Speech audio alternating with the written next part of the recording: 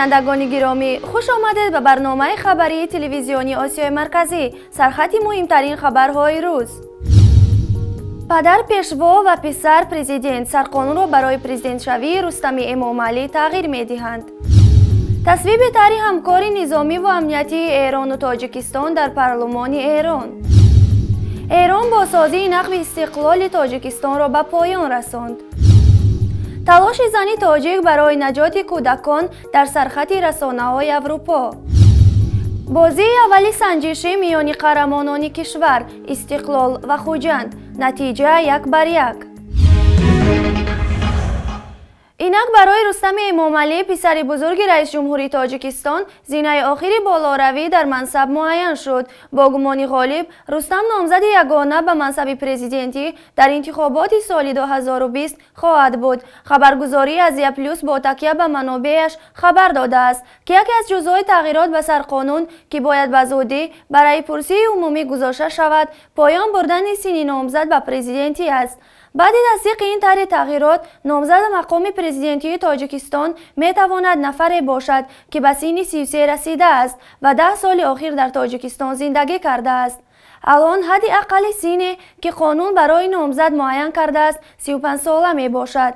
پسر امامعلی رحمان، رستم امامعلی که چند سال اخیر از زینه‌های منصب دولتی با سرعت بالا می رود و الان در مقام رئیس آژانسی دولتی مبارزه با فساد قرار دارد، 28 سال دارد. در انتخابات سال 2020 او 33 ساله خواهد بود که طبق قانون موجوده نمی تواند نامزد به پرزیدنتی باشد. غالبا بالاروی رستم در منصب دولتی ادامه خواهد کرد. اینچنین قرار است تغییرات به ماده 28 سرقانون که به تشکیل احزاب سیاسی دخل دارد وارد شود. انیخترش از این ماده اجازه تشکیل حزب‌های دینی برداشته خواهد شد.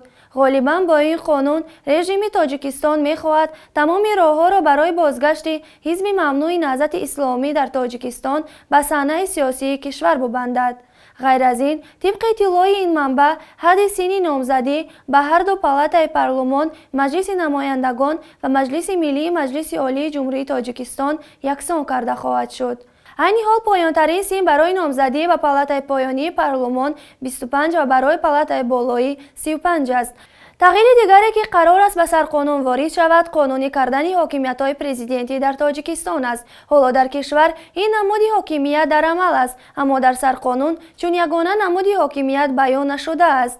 یعنی امامعلی رحمان نقشه دارد همه راه‌ها را برای رساندن پسرش به بلندترین منصب بعد خودش و واگذاشتن اداره دولت به او هموار کند. طبق نقشه احتمالی رحمان سال 2020 ما پدر، پیشوا و پسر پرزیدنت را خواهیم داشت. پرزیدنت پسری که نمیتواند با پیشوا پدر مخالفت کند.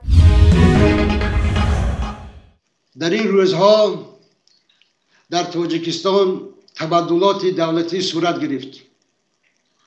من تکرار میکنم، در کشور ما تبادلات دولتی صورت گرفت و بدبختانه نه همه و حتی سیاستمداران به این تبادلات واکنش نشان ندادند.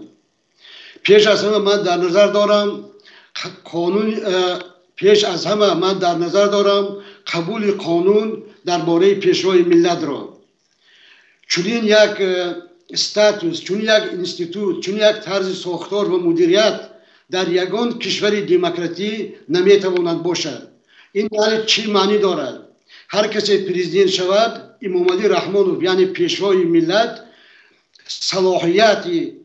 صلاحیت او، وزن او در قبول قرارها از همه بالا، از پرزیدنت، از پارلمانت و از همه بالا میستند. و چیزی دیگری که صورت گرفت، این شب و روزها حکومت میخواهد که یک نظرسنجی، یک رفراندوم گذراند و به قانون اساسی یعنی به کنستیتوسیون تاجیکستان بعضی تغییرات ها وارد کند. از جمله یکی از پونکت های مهم یعنی یک نکته درباره آن است که من بعد آنهایی که سنشان به 30 رسیده است میتوانند در انتخابات پرزیدنتی اشتراک نمایند. این تنها به خاطر یک نفر است، به خاطر رستم امامعلی پسر رئیس جمهور که تواند در انتخابات سال 2020 اشتراک نماید. به همین خاطر در کنستیتوسی سابقی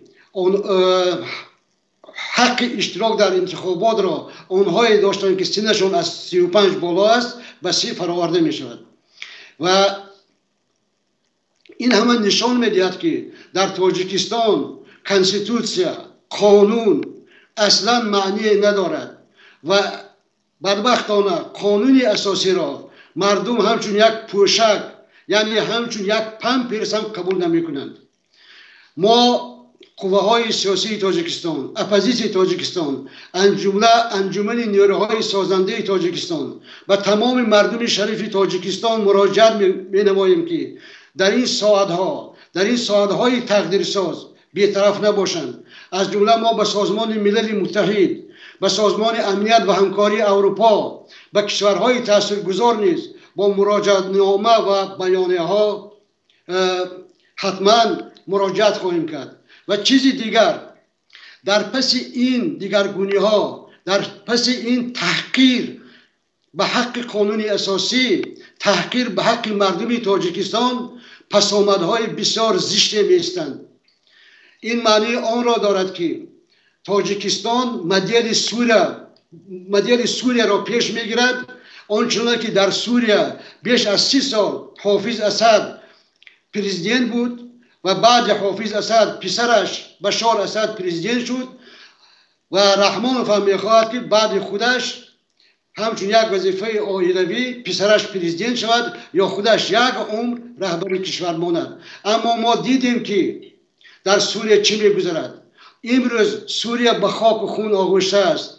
امروز در خانه های سوریه اشک میریزند و ما نمیخواهیم که فردا سرنوشت سوریه را در تاجیکستان ببینیم.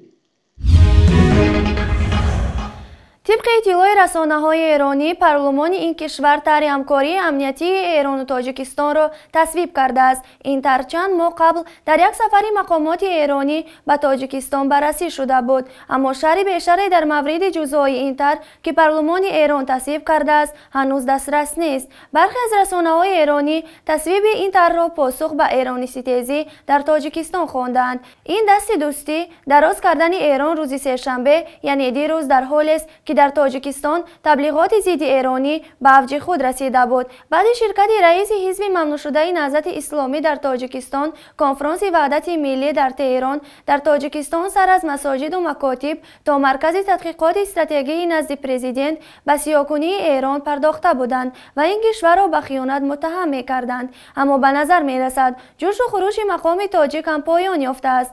شدیدترین متهم کننده ایران سید مکرم عبدالقادرزاده، رئیس شورای علمای کشور که ایران را به خیانت متهم کرده و پشتیبان تروریسم خوانده بود، یک باره اعلانش را نسبت این کشور تغییر داد و دیروز در یک نشست مطبوعاتی گفت که ایران کشور دوست و شریک تاجیکستان است و علاوه کرد که اعتراض او تنها نسبت شرکت رئیس حزب ممنوع شده نهضت اسلامی تاجیکستان در کنفرانس بود، اما رسانه‌ها زیاده‌روی کرده و مطلب را از بودش بزرگتر کردند.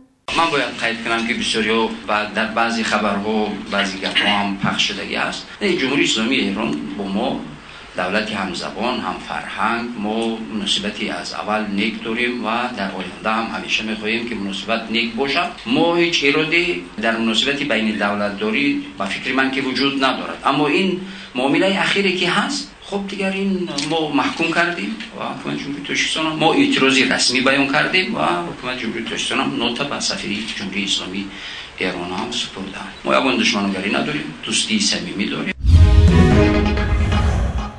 طرح نقب استقلال الترناتیوی راهی مشکل گذاری عقبه انزال در مسیر دوشنبه خوجند پس از بازسازی کامل از جانب جمهوری اسلامی ایران در مراسم رسمی به وزارت نقلیات این کشور سپاریده شد. در این مراسم با حضور هیئت‌های از دو کشور از این طرح بهره برداری شده است. در ادامه دو طرف از این طرح بازدید و جزئیات فنی آن را از نزدیک بررسی کردند. ساخت و ساز و افتتاح این تونل 5 کیلومتری 9 سال پیش به دست مهندسان ایرانی و ترمیم اساسی آن در تابستان گذشته که به طور مشترک با همکاری متخصصان دو کشور صورت گرفت، کمک زیرساختی مهمی در اقتصاد تاجیکستان و منطقه آسیای مرکزی است. پیش از ساخت این تونل عقبه مشکل گذاری انزاب هر سال نزدیک به 6 ماه به دلیل برف و ترمه بسته میشد و ارتباط مردم شمال و جنوب دو طرف قطع میشد. یک راننده تاکسی که بین خوجند و دوشنبه مسافرکشی میکرد میگوید بعد به استفاده داده شدن تونل ها عبوری را نزدیک به 3 ساعت کاهش یافته است. پیش از این میبایست قریب تمام روز باید برای رسیدن به مقصد حرکت میکردند. بینندگان گرامی، اکنون برایتان خبرهای کوتاه‌ترین و مهم جهان را پیشکش می‌نماییم. دیروز چنانه که خبر داده بودیم ساعت 10:20 انفجاریه که گفته می شود داعشی بوده است خود را به ازدحام سیاحان خارجی رساند و بمبی را که به کمرش بسته بوده است انفجار کرد. در نتیجه این انفجار 10 نفر کشته و 15 نفر زخمی شدند که بعداً در بیمارخانه 1 نفر دیگر ففتید. وزارت کارهای خارجه تاجیکستان خبر داده است که در ترکش در میدان سلطان محمد مرکز شهر استانبول میان آسیب دیدگان شهروندان تاجیکستان حضور نداشتند.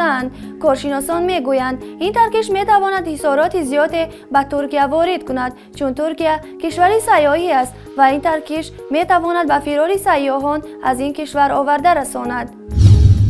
دخترچه 9 ساله سوریگی با نام جینبا و همدم بعد اجرای سرود در وریانت عربی شو برنامه‌ای در تمام جهان معروف گولز میلیون‌ها هواداران پیدا کرد. مدتی چند روز نوار ویدیو با سرود سراینده خردسال را 5 میلیون نفر تماشا کردند.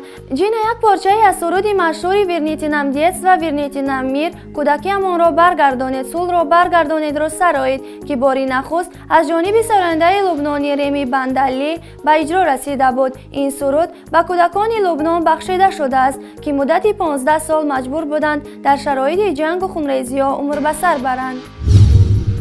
نیروی هوایی روسیه از هدف قرار دادن بیش از 1000 پایگاه تروریستی دیگش در سوریه خبر داد. با گزارش خبرگزاری فرانسه نیروی هوایی روسیه روز سه‌شنبه در بیانیه اعلام کرد که 1100 پایگاه متعلق به گروه تروریستی دیگش را در 2 ماه گذشته هدف قرار داده است. بر اساس این گزارش نیروی هوایی روسیه همچنین علاوه بر هلاکت دیگش‌ها بیش از 150 شهر و روستا را در سوریه از دست دیگش آزاد کرده است. نرگس رحیمی یک شهروند تاجیکستان در سوئیسیا به منظور کمک به سلامتی کودکان جهان سازمان غیردولتی را با نام شفا تأسیس داده است. این خانم 30 ساله تاجیک سال 2008 از سوی دانشگاه کارولینسکا به کار دعوت شده است. او در صحبت با پایگاه خبری The Local گفته است همراه با برادرش که قبل از او به سوئیسیا رفته است دست به کار شدند. تشکیلات خانم رحیمی فعلا در اوگاندا و افغانستان فعالیت می‌کند اما او نیت دارد که کارش را در دیگر کشورها نیز توسعه دهد. نرگس رحیمی نظام تولد را در سوئیسیا و تاجیکستان مقایسه کرده گفته است فرزندی اولم در تاجیکستان و دومی در سوئیسیا تولد شد که یک تجربه متفاوت بود. من در تاجیکستان برای پیدا کردن جواب به سوالهای خود بسیار می‌خواندم و از مادرم هم می‌پرسیدم. در سوئیسیا پزشک من برایم کتاب داد که تمام معلومات را می‌توان از آنجا پیدا کرد. در تاجیکستان همچون شخص عادی نمی‌دانی که چگونه باید به این قضیه برخورد کنی. اما وقتی که به سوئیسیا آمدم بسیار چیزها را دیدم که می‌توان در تاجیکستان بهبود بخشید. در وطن ما به تو میگویند اگر بیمار شدی تنها باید به خود و عائله تکیه کنی، اما اینجا در سوئیسیا به نظام تندرستی باور میکنی. شفافیت چیزی من از سوئیسیا گرفتم. در تاجیکستان فساد را در همه جا میبینی، در مکتب، در جای کار و در ساحه تندرستی نیز. این چیز زندگیت را زیر خطر میاندازد و نفرت کس را میآورد. بازی اولی سنجشی میان قهرمانان کشور استقلال و خوجند که در میدان ورزشگاه مرکزی تعلیمی بانک ملی تاجیکستان در قیراقوم برگزار گردید با نتیجه 1-1 انجام یافت. استقلال و خوجند تاجیکستان و بازی جام کنفدراسیون فوتبال آسیا که فیا 2016 منتظم آمادگی دیده ایستادند. استقلال در این مسابقه بازی‌هایش را 23 فوریه در مرحله گروهی آغاز می‌کند. دسته خوجند برای برآمدن به مرحله گروهی 9 فوریه در سفر با دسته فلسطینی علی الخلیل سبقت می‌کند. روز جمعه 15 ژانویه استقلال و خوجند بار دیگر در بازی سنجشی با هم روبرو می‌شوند. این بازی نیز در ورزشگاه مرکزی تعلیمی بانک ملی تاجیکستان در قیراقوم برگزار می‌گردد. بینندگان گرامی، این بود چه خبرهای مهم که برایتان پیشکش نمودیم. سعادتمند و پیروز باشید. خدا حافظ.